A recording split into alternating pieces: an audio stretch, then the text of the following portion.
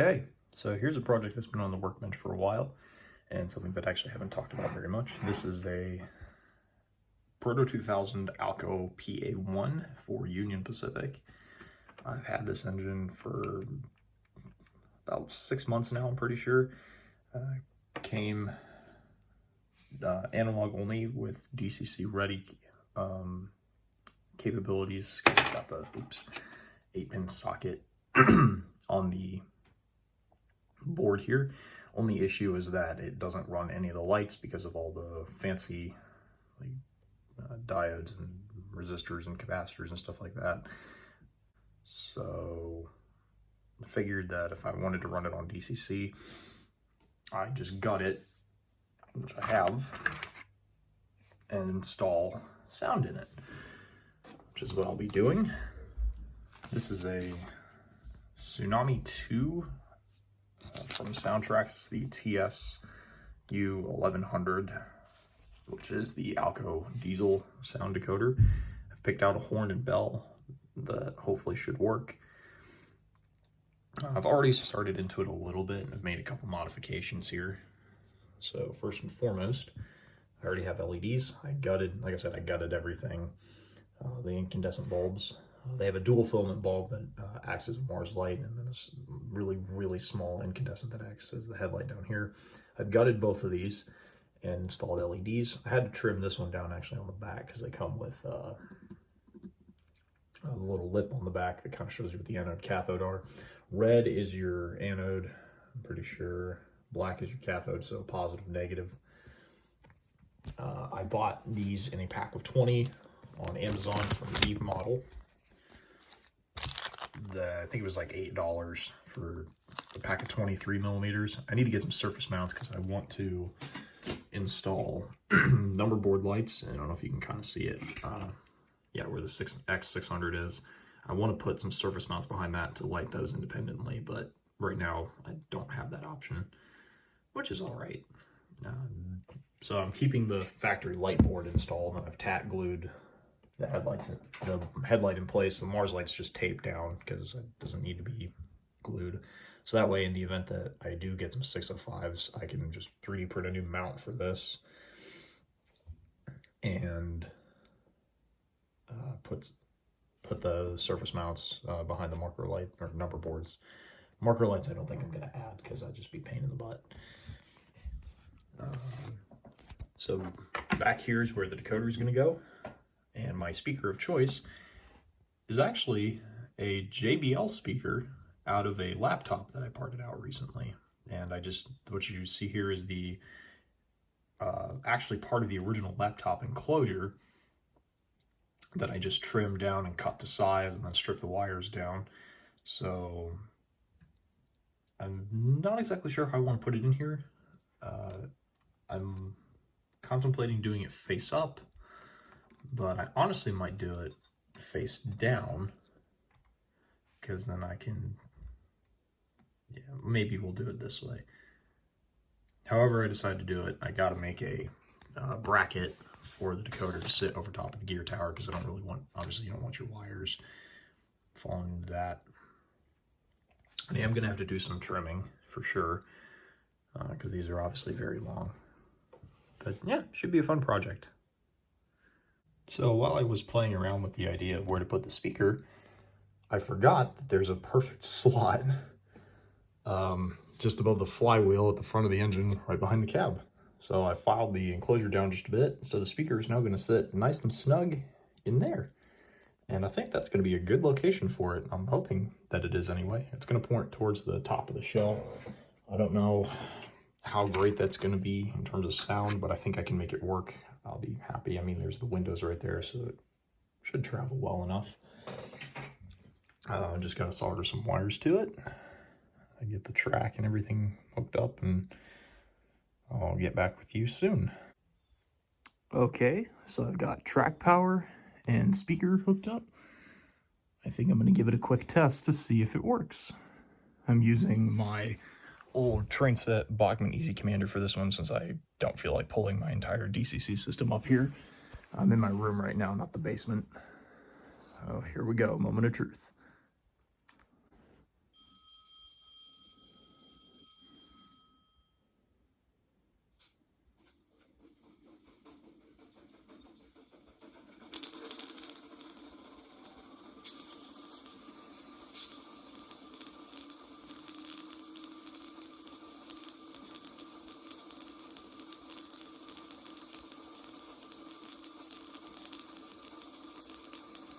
Okay, it's promising. A little too much crackle, but might mean I might have to get a different speaker. That ain't bad. It's good that it runs.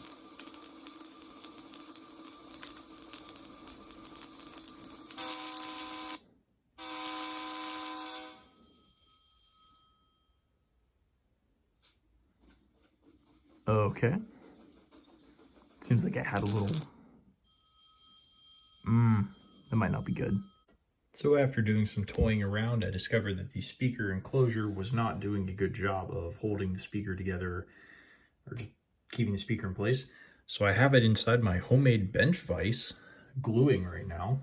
Hopefully that dries up soon. In the meantime, I'm going to keep working on soldering everything together. At least I know it somewhat works. It might, like I said, this probably means I'm going to have to get a different decoder or speaker, unfortunately, if I can't get this to work. But, I mean, at least it runs. That's the good news, or sort of works. So more on that later. All right, round two. I put a backup speaker that I had on hand in there. Had to file and sand the enclosure a little more. But honestly, and then as a safety precaution, you might be able to see how to put some card in there. Same stuff I made the mounting bracket out of for the decoder, which honestly I actually forgot to mention. So yeah, I have that too. So gotta wire up the lights and the motor, but I figured I'd go ahead and give this a test and see how this sounds. Moment of truth.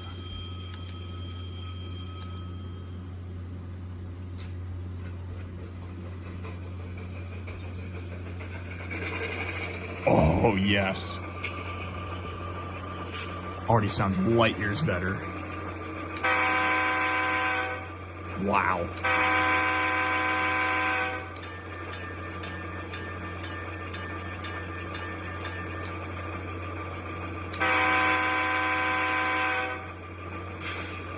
All right, that's good news. Okay, I think I did it. I have everything wired up. I installed the keep alive capacitor. I super glued it to the little card piece that I made here. Mars light, headlight, speakers all wired up. Hopefully this thing works when I give it a test. I'm not going to put the shell on yet because I want to make sure that everything works before I finalize this, and then we'll go from testing to programming. All right, here we go.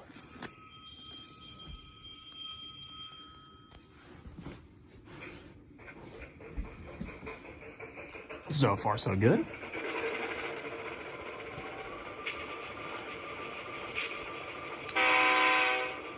Great sound. There's the headlight. Can't test the Mars light because I don't have the function setting for it. There's reverse.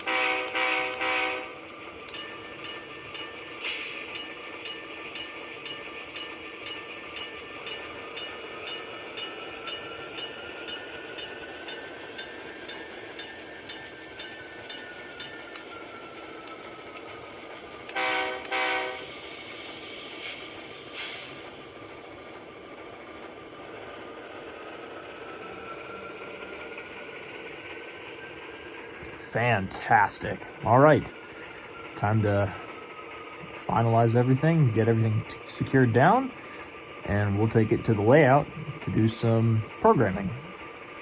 Alrighty, so we're now on the layout, and I've got the locomotive currently set in program mode on my NCA decoder. Just kind of cycling through. So the first thing I'm going to do is set up the address. We'll make this one the long address 600, obviously. I'll need to come back to function mapping. For the correct prime mover inside this locomotive, the PAs, or at least the PA-1s, are equipped with the 244 turbos. So on a Tsunami2, that is changed by setting CV123 with a value of 2. And then for the air horn, at least the Santa Fe version, so from what I could find, were fitted with Leslie A200 model 156 air horns. All they have is just a Leslie A200 on here. And that is done by setting CV120 with a value of 21. I have no idea what bell is on these things, so we'll have to wait on that one. All right, we'll give this a go.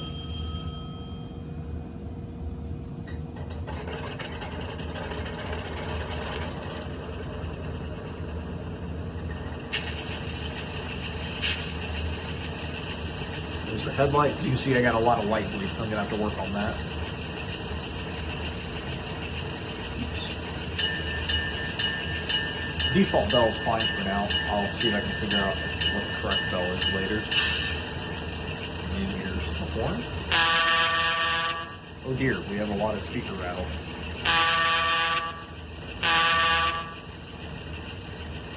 Yeah, I'm gonna have to work on that one, but at least it works.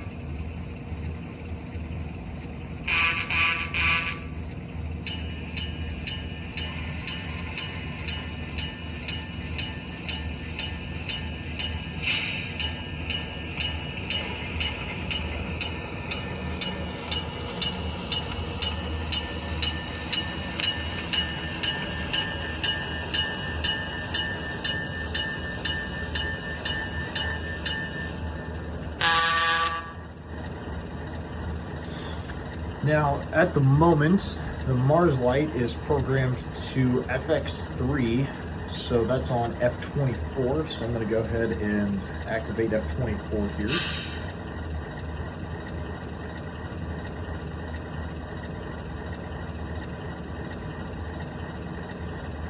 Alright, so that came on. Now I got to figure out how to program it to a Mars light. So it does work. It's just not all programmed yet. So I'm going to do some research and see if I can fix the speaker rattle as well, and then I'll come back and hopefully we'll have a fully functional PA. Alright, so I did a little more research and found out that to program FX3 to a Mars light function, you set CV51 to a value of 130, I believe. Yeah, 130. And that will give you your Mars light. FX3 is controlled by function 24, by the way. I'm going to eventually remap it, but right now I'm just happy to have everything working. So we're going to give it all a test now.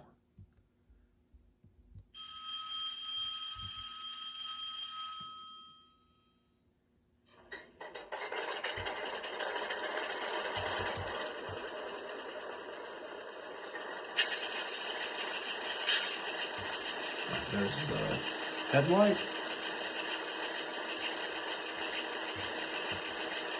And Mars light. Alright. Now, did figure out why there was so much speaker rattle. It was because I had wires running over top of the speaker under the cab here. And obviously that's going to cause vibration because every time the speaker moved, it shook the wire. So I moved them out of the way, gave them a little more length, tacked it all back together.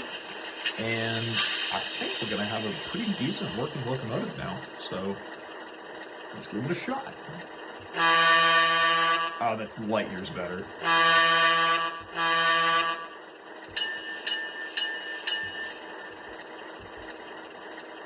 Oh, that's weird.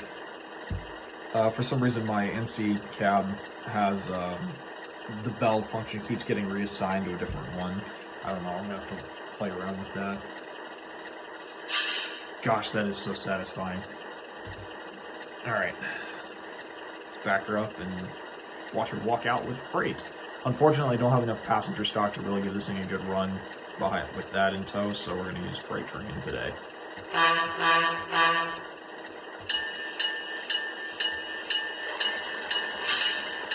Nice and controlled too. Love that. Yeah, it sounds awesome. It's not super loud. Oh, looks like we hit a dead spot.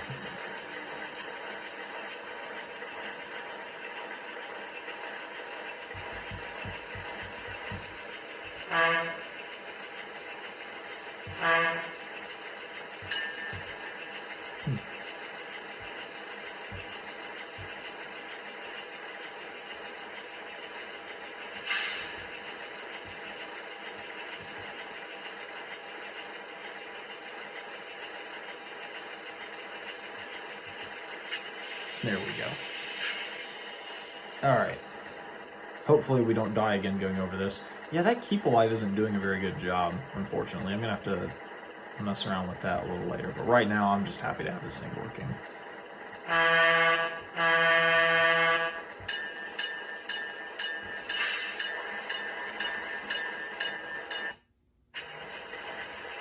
It does not like that crossover.